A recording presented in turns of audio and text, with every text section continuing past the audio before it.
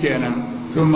da can ƙarshe an faɗi an dadan to kafiri kenan ba al'insana din ba mutum haka ba kafiri za masa insana durrun da arabbahu muniban ilayhi idan wahala ta samu kafiri sai ya komo ya manta kiran dodanninsa sai ya koma ga Allah yana kiran Allah sai Allah ya fidda shi ko wahala cikin kogi ne ko wahala cikin mota ne ko wahala cikin wani abu ne babban tsoro sai ya koma ga Allah wayyo Allah in ya samu sauki ko sai barka ya manta da Allah ya koma barka to kafiri kenan durrun da rabbahu muniban ilayhi yana kiran ubangijinsa yana mai komawa gare shi sun mai za ka gwada nimatan minhu idan Allah ya babbashi ni'imomi daga gare shi nasiya ma kana yadu ilay min qawlin ya manta sunan Allah da yake kira da wajarilla an dadan sai ya koma wajen dodanni ya yi wa Allah kishiyoyi wa abubuwan bautawa liyudilla an sabilihi don ya ɓadda mutane daga barin hanyar Allah ko wata kira'a liyudilla don ya ɓace daga hanyar Allah liyudilla an sabili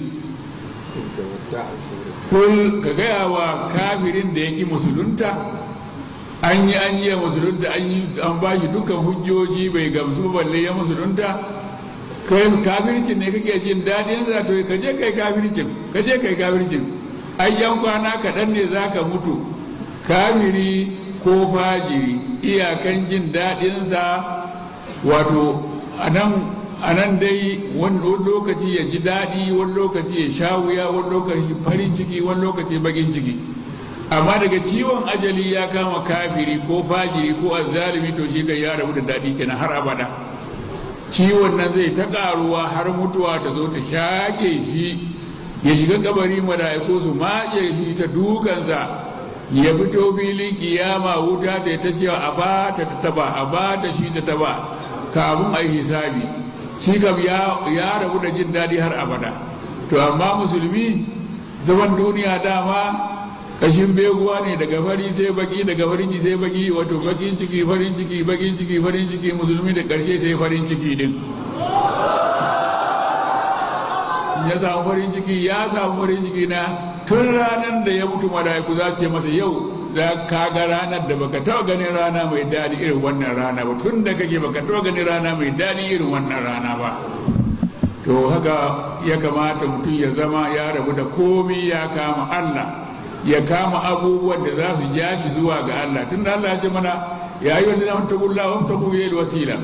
ya ku muminai ku ji tsoron Allah ku nemi matakalar da za ta kai ku ga Allah ai ba waɗansu itatuwa mutum zai ɗaura ya ta hawa ya je wajen Allah ba a'a malamai ne tun da iyayenka sun fito da kai su miƙa ka wajen malami ya karantar da kai ƙur'ani sannan malamin ƙur'ani ya miƙa ka wajen malaman ilimin hadisi ilimin furu'a daga nan malaman in sun gama wannan su ko su miƙa ka wajen masu ma'arifa su fasa maka zuciyarka su raba ka da komai su haɗa ka da Allah ilimin ma'arifa kenan ka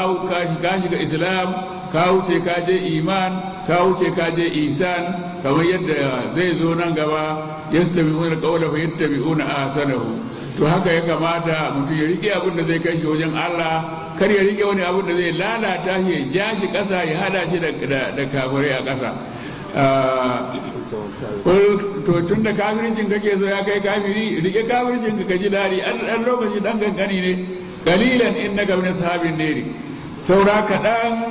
ka zama ɗan wuta da ka mutu da ka rabu daɗi kan ka shiga azaba ta rabu da Allah kiyaye